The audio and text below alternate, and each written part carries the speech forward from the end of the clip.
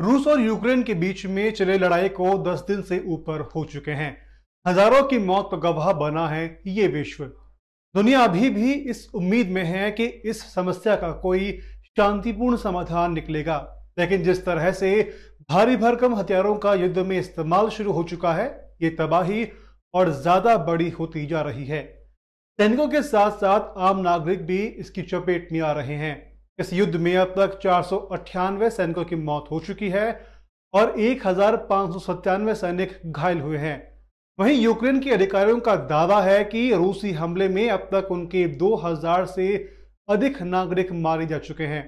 आज हम बात करेंगे उन हथियारों की जिनका उपयोग रूस यूक्रेन युद्ध में किया जा रहा है। यूक्रेन के सबसे बड़े शहर खार्किव को कब्जे में लेकर के दोनों देश की सेनाएं आमने सामने हैं और खबर आ रही है कि यूक्रेन की राजधानी कीव पर भी भारी भरकम हथियारों से रूसी सेना हमले कर रही है। इन सब के बीच में रूस पर थर्मोबैरिक वेपन का इस्तेमाल करने का आरोप लगाया जा रहा है, जिसे वैक्यूम बम कहा जाता है। दुनिया भर में वैक्यूम बमों के प्रयोग पर विवाद उठता रहा है, क्योंकि ये समान आकार के पारंपरिक बमों की अपेक्षा ज्यादा खतरनाक होते हैं। चलिए अब आपको बताते हैं कि आखिर वैक्यूम बम क्या है और कैसे ये काम करते हैं। वैक्यूम बम को एरोसोल बम भी कहा जाता है। इसके साथ ही इसे फ्यूल एयर विस्फोटक भी कहा जाता है, क्योंकि इस बम में एक फ्यूल कंटेनर होता है जिसमें दो अलग अलग विस्फोटक चार्ज लगे होते हैं। इसे एक रॉकेट या विमान से बम की तरह छोड़ा जा सकता है।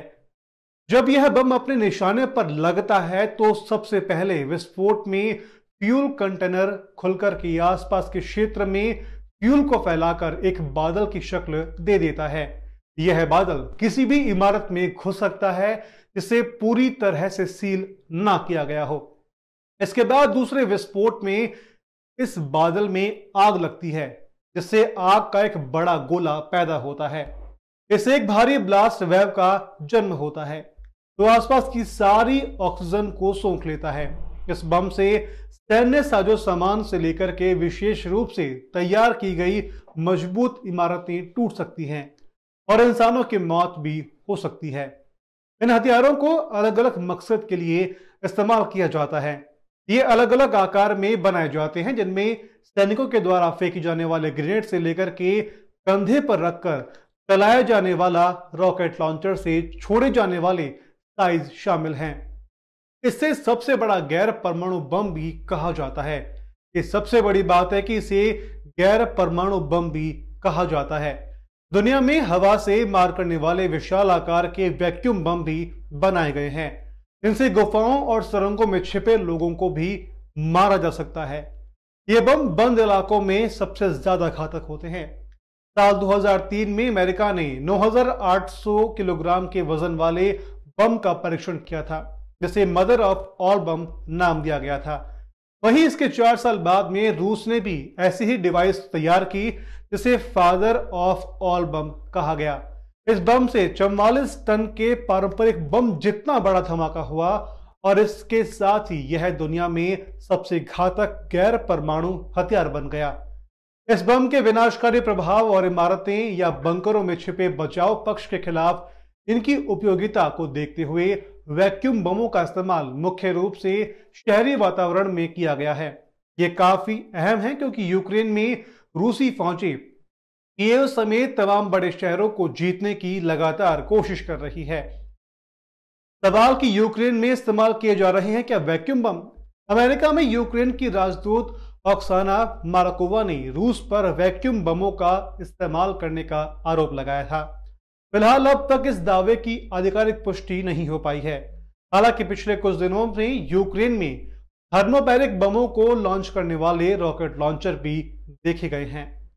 चलिए अब जानते हैं कि वैक्यूम बमों के इस्तेमाल को लेकर के आखिर नियम क्या है। वैसे तो अब तक इन बमों के उपयोग को लेकर के किसी तरह के अंतर्राष्ट्रीय कानून नहीं बनाए गए, लेकिन अगर कोई देश रिहायशी इलाकों, स्कूल या अस्पतालों में इनका उपयोग करता है तो इस मामले में 1899 और 1907 के हैग कन्वेंशन के तहत युद्ध अपराध का मुकदमा चलाया जा सकता है। इंटरनेशनल क्रिमिनल कोर्ट प्रोसिक्यूटर करीम खान ने कहा कि उनकी अदालत यूक्रेन में संभावित युद्ध अपराधों के मामले की जांच करेगी। अब बात करेंगे कि वैक्यूम बमों के इस्तेमाल को लेकर के कहां पर इनका उपयोग किया गया है।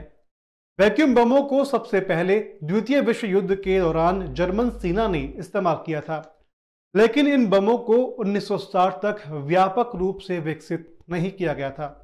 जब अमेरिका ने वियतनाम में इन बमों का इस्तेमाल किया, इसके बाद अमेरिका ने अफगानिस्तान में पहले साल 2001 में तोरा बोरा की पहाड़ियों में छिपे अलकायदा लड़ाकों को नष्ट करने और 2017 में इस्लामिक स्टेट के लड़ाकों के खिलाफ इसका उपयोग किया गया था। रूस ने इस बम का इस्तेमाल साल 1999 में चेचन्या युद्ध के दौरान किया था और ह्यूमन राइट्स वॉच ने इस कदम की निंदा की थी।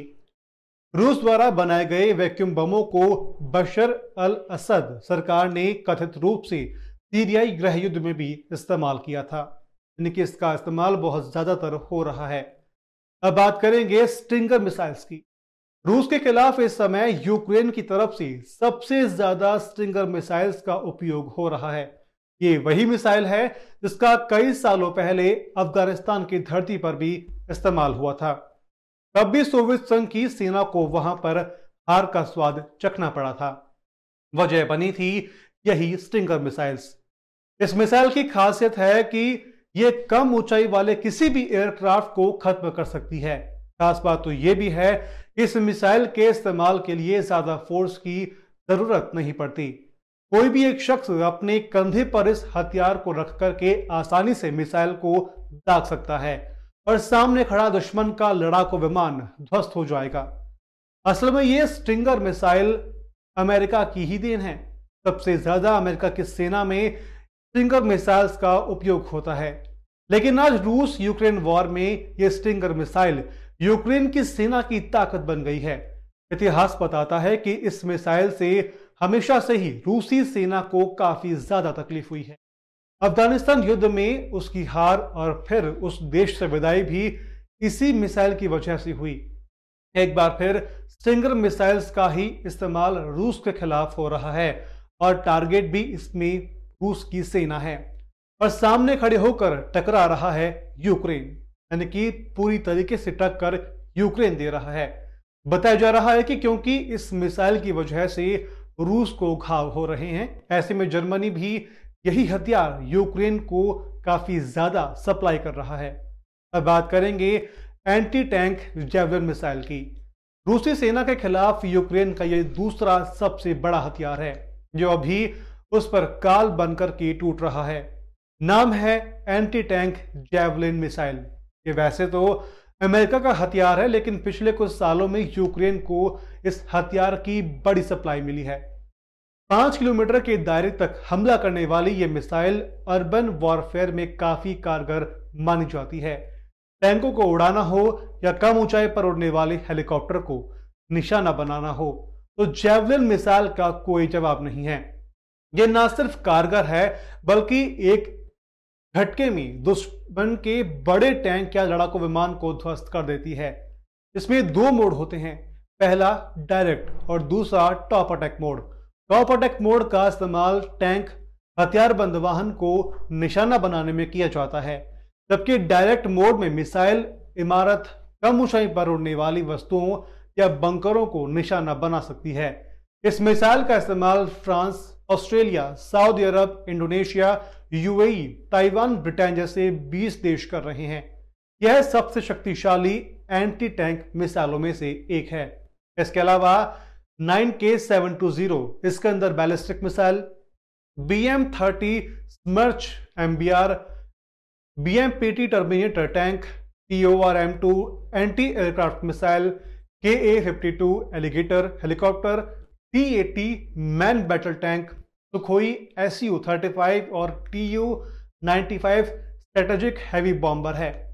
ये 4 इंजन वाला ये खास बॉम्बर है और कहा जाता है कि हवाई तबाही मचाने के लिए यह अकेला ही काफी है। इन हथियारों का इस्तेमाल काफी ज्यादा यूक्रेन रूस के युद्ध में देखने को मिल रहा है। फिलहाल अभी के लिए इतना ही। आप देखते रहिए सिंस इंडिपेंडेंस मेरे यानी रौनक के साथ।